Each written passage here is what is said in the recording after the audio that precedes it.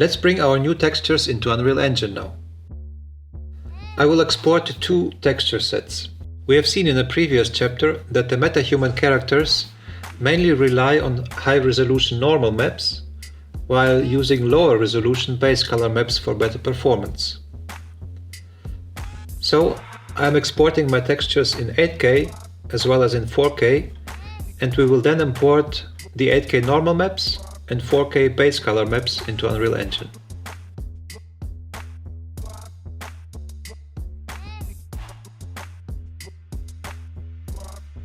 Before importing, let's rename the files that we actually need. You don't have to rename them, it's just a way to keep things organized and helps me to locate the correct files later. From the set of 4K textures I need the face and body base color, and from the 8K texture set I rename the face and body normal maps. In Unreal Engine, create a new folder for the new textures and then just drop them into our Unreal Engine project. Next, let's duplicate our body and face material instances, just to keep the original in case we ever want to restore the default materials. Right, let's begin with the body. Open up the body material and assign the new textures to their respective slots. There is nothing else we need to consider for the body, so this is done. For the head, however, there is the issue of the additional color maps and wrinkle maps. Let's begin with the normal map. If I assign our new normal map to the main normal map slot and leave the original wrinkle maps, we might run into problems when animating the face. Let's have a look at the ARKit mapping animation for the face. You see, whenever the wrinkle maps are coming into play, they replace my normal map.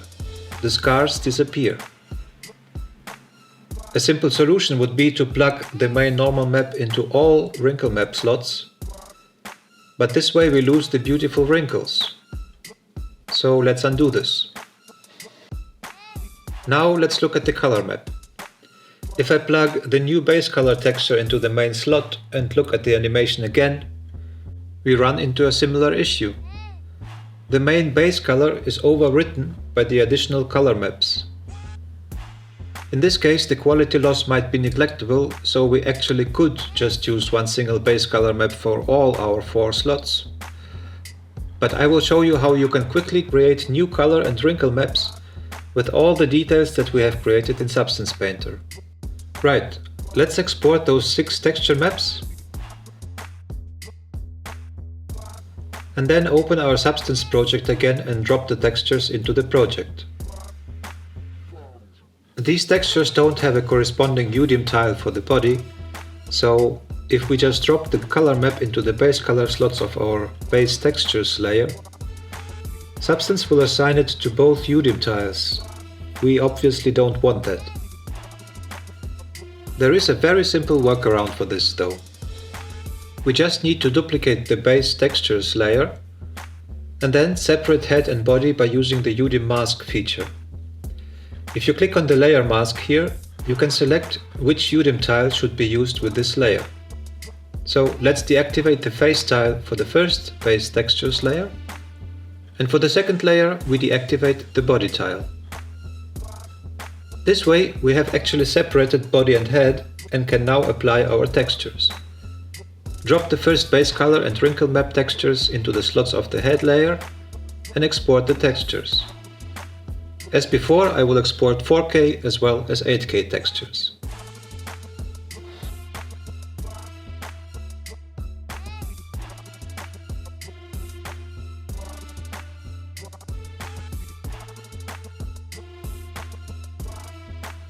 Then repeat the process again for the second and third color and wrinkle maps.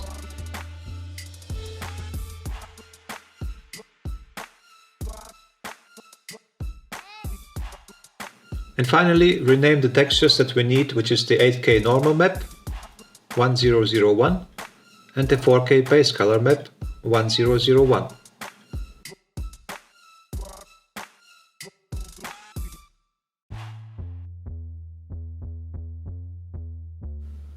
Drop those 6 newly created textures into the project and assign them to the slots in the head material instance.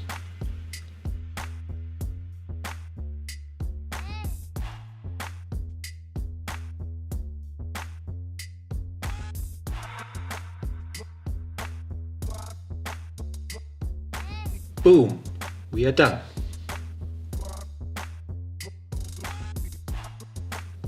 So let's take stock of what we have achieved so far. We have created a base MetaHuman character.